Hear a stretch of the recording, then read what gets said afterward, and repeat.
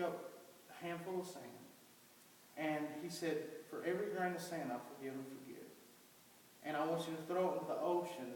And basically, the ocean would be a sea of forgetfulness in our physical, terms or whatever. And I was thinking to myself, I must be going crazy. God ain't really telling me to do this. But I remember I got some fellas to come down. I said, guys, I need y'all to pray with me. I said, I'm about to do something stupid, but I'm going to go do it anyway.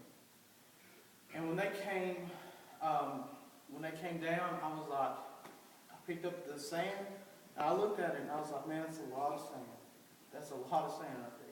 So God, you have to forgive and forget every single thing I did. You told me you would. And I took that sand and I threw it in the ocean. When I threw it in the ocean, man, I felt 100 pounds just come off of me. And I was like, man, that felt so good. Then I'm going to go ahead and pick up another big handful of sand. And I got the biggest one I could get in one hand. And I said, God, this is for everybody I've hurt. Because I've hurt so many people. Lied to people. I did things that just you don't do. And I remember I said, God, just let them forgive me and forget what I've done. I was like, I know they probably won't forget, but as long as they forgive me, I'll be all right, And I took that, and I remember I threw that into the ocean. And that night, I said, this is it, And I can honestly say from that night, I've seriously strived just to go after God. It's been so much easier than I thought it was going to be. Giving your heart to God isn't like, it's not hard. God's not a difficult God. He's so simple. It's so simple just to follow what He wants you to do. Before like I said, I love to pray now and stuff. Before I hated reading my Bible. I thought it was the most boring thing in the world to do. But now, man, my Bible's starting to get worn out. I never thought I'd start to see my Bible to where the pages are starting to go up. And this is a brand new Bible. That pastor actually got this Bible for me for Christmas. And it's already getting worn out. And I love that because I never thought I'd read my Bible that much. I love praying. Man, I love going in there.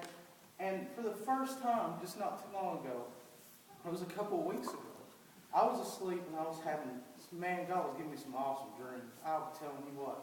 And I woke up and I was speaking in tongues. That's never happened to me before. And it's like God is just taking everything. And He's saying, this is what I can do in a life that you had nothing left. Man, I could have been swept under the rug.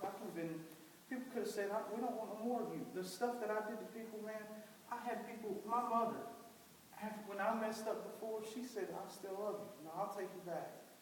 They could have said, we give up. And they didn't. God didn't say, I give up on you. And that to me is more, that means so much more now than, my life is good. I have a life. God He's brought me from hell to, I feel like standing in front of you guys right now, but I'm going to tell you, I've sung in front of 30,000 people. I kid you not.